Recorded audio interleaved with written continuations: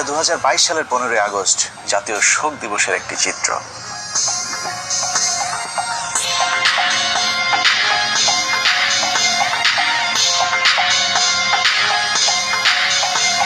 শোকে মুহ্যমান জাতির শোককে শক্তিতে রূপান্তর করে তার প্রদর্শনও দেখিয়েছে বিভিন্ন জায়গায়। খিচুড়ি নিয়ে মারামারি সহ 15ই আগস্ট উপলক্ষে তোলা চাঁদাবাজির টাকা নিয়েও কামড়াকামড়ি করেছে শেখ মুজিবের আদর্শিক পুতরেরা।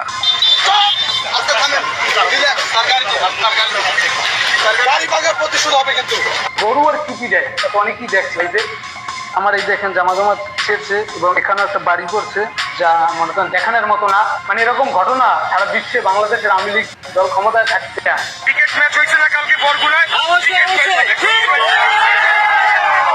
ছাত্রলীগ আসছে, এদেরকে আমরা গোড়াই ধরি না। এরকম বিচ্ছিন্ন কিছু ঘটনা বাদ দিলে সারা দেশে আনন্দ ঘন পরিবেশে প্রায় 4,500 গরু জবাই করে উদযাপিত হয়েছে শোকের নামে জাতীয় সুখ দিবস। সারাদিন আনন্দ উল্লাস শেষে আওয়ামী নেতারা রাতে মদ বা মাদক সেবনের মাধ্যমে শেখ মুজিবের আত্মার শান্তি কামনাও করেছেন বিভিন্ন জায়গায়।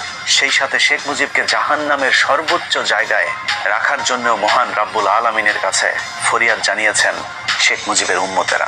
বঙ্গবন্ধুকে আল্লাহ যেন জাহান্নামের ভালো জায়গায় স্থান করে দেয়, আল্লাহ যেন তাদের মোনাজাত কবুল করেন। আশেকানদের এরূপ ভালোবাসায় পীর সাহেবের বাস কোন দিক দিয়ে কয়টা ঢুকছে সেটা একটু অনুমান করতে থাকুন। আমরা ততক্ষণে একটু 1975 থেকে ঘুরে আসি।